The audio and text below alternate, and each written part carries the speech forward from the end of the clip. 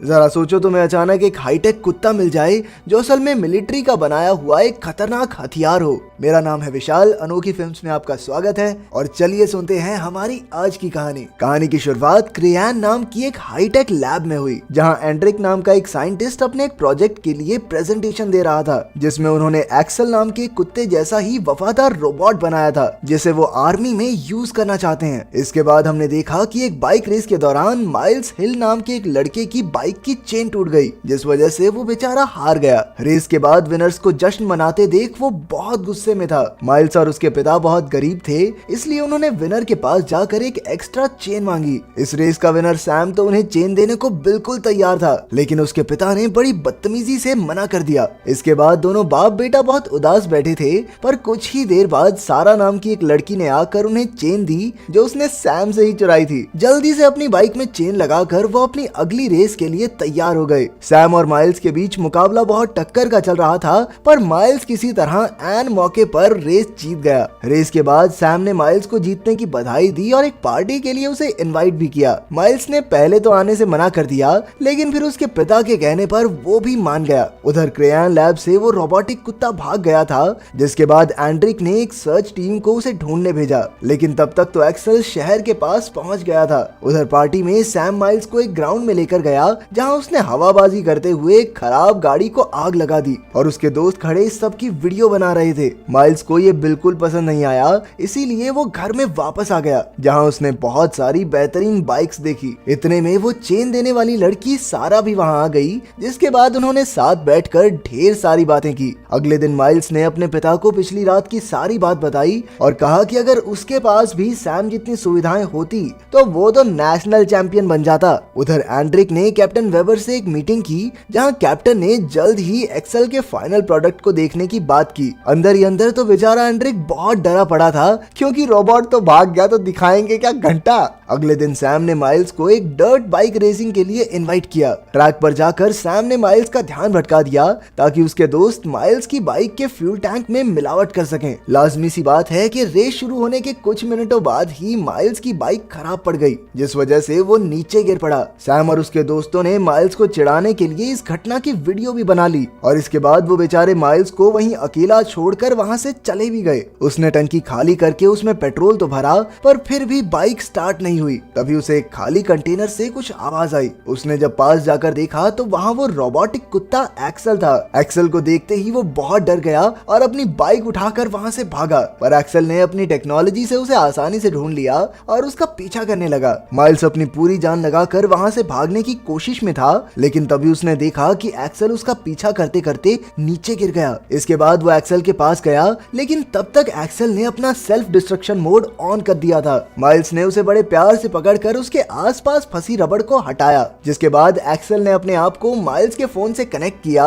और अपना self destruction mode भी ऑफ कर दिया। माइल्स एक्सेल को वापस से उसी कंटेनर में लेकर गया और वहां लिखी हुई इंस्ट्रक्शन से उसे ठीक करने लगा। अगले दिन सैम और उसके दोस्त माइल्स की वो फनी वीडियो देख रहे थे, लेकिन सारा ने उन्हें बीच में ही रोक दिया और माइल्स के बारे में पूछा। उधर माइल्स तो अपनी ही बाइक के पार्ट निकालकर एक्सेल को सही करने में लगा था। माइल्स ने उसमें पेट्रोल भरा और आखिर में उसके मुंह से उसका कवर हटाया। एक्सेल के मुंह में कई सारे हथियार थे, पर उसने माइल्स पर हमला नहीं किया, बल्कि वो दोनों तो एक साथ खेलने लग गए। काफी देर खुले मैदान में होने की वजह से गवर्नमेंट के भेजे ड्रोन्स ने उन्हें घेर लिया। उधर लैब में बैठकर बर्मैन ने एक्सेल के सिस्टम को क्रैश करने की तैयारी की, लेकिन एंड्रिक ने उसे रोक दिया। असल में एंड्रिक इंसानों के साथ एक्सेल के बर्ताव को देखना चाहता था। कुछ देर बाद सारा माइल्स से मिलने पहुंची, पर एक्सेल ने उसे पहले देख लिया और वो उस पर हमला करने ही वाला था कि माइल्स ने एन मौके पर बीच में आकर उसे रोक दिया। उसने एक्सेल को बताया कि सारा उन पर हमला करने नहीं आई, वो तो उसकी अच्छी दोस्त है।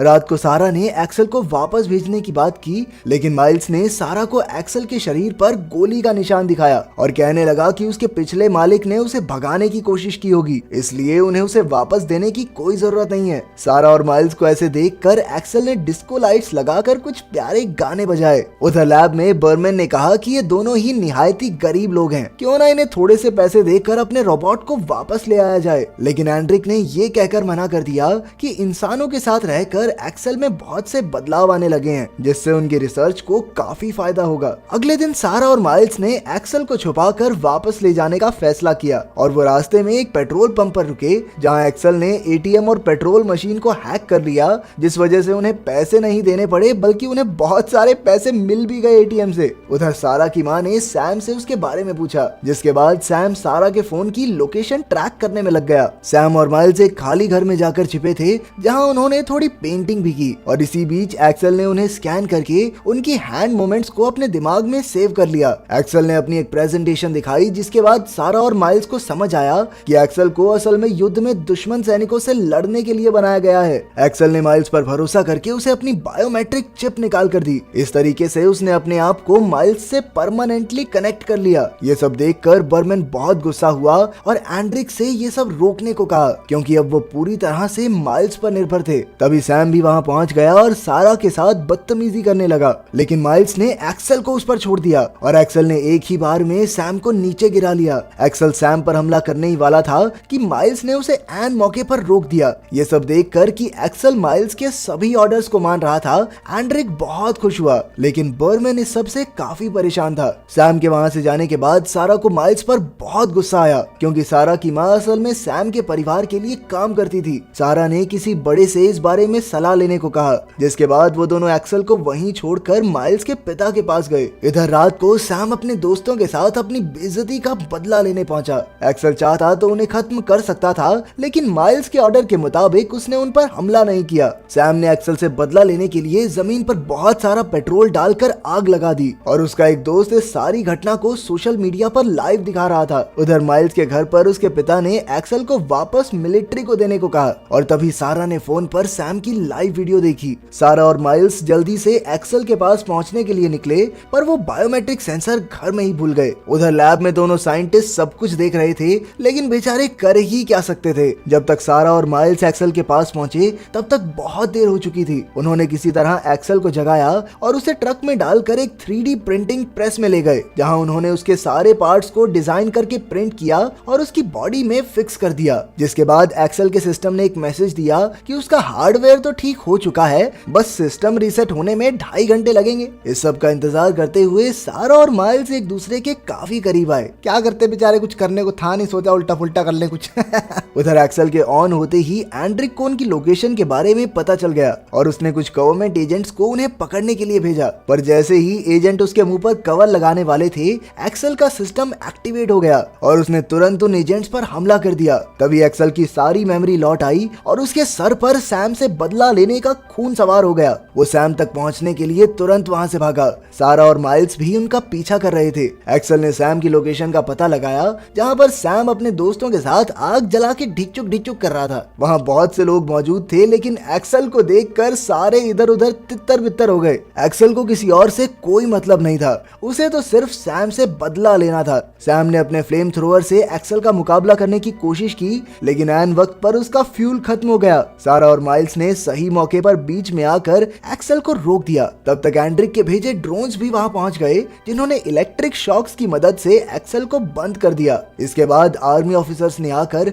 एक्सेल, माइल्स और सारा को पकड़ लिया। लैब में ले जाने के बाद एंड्रिक ने माइल्स से बायोमेट्रिक सेंसर के बारे में पूछा, पर माइल्स ने जवाब में कहा कि एक्सेल की भी भावनाएं हैं और उसे आजाद घूमने का हक होना चाहिए। एंड्रिक खेलने के मूड में नहीं था। उसने सारा को एक लेजर ट्रैप के बीच में डाल दिया, जिससे अगर उसने बाहर आने की कोशिश की तो एक्सेल उस पर हमला कर देगा। पर सारा ने अपना दिमाग चलाया और हवा में ही वो डिजाइन बनाने लगी जो उन्होंने उस दिन उस खाली घर की दीवार पर बनाया था। दरअसल उसने हाथ से मेंटोस बनाई थी, जिससे एक्सेल के दिमाग की बत्ती जली और वो समझ गया, ओ बाप रे बाप, ये तो मालकिन है। अपने मालिक को कैद में देखकर वो तो एंड्रिक और बर्मन पर हमला करने के लिए तैयार हो गया। ये देखकर एंड्रिक और बर्मन वहां से भाग खड़े हुए, लेकिन रास्ते में ही फौज ने एंड्रिक को अरेस्ट कर लिया, क्योंकि बर्मन ने पहले ही कमांडर को मेल डालकर एंड्रिक की सारी बात बता दी थी। अंदर लैब में सारा तो आराम से एक्सेल को बाय बाय टेक केयर कहकर निकल ली, लेकिन माइल्स अपने प्यारे पेट को अलविदा कहने के मूड में नहीं था। उसने एक्सेल के साथ पुलिस से भागने का फैसला किया,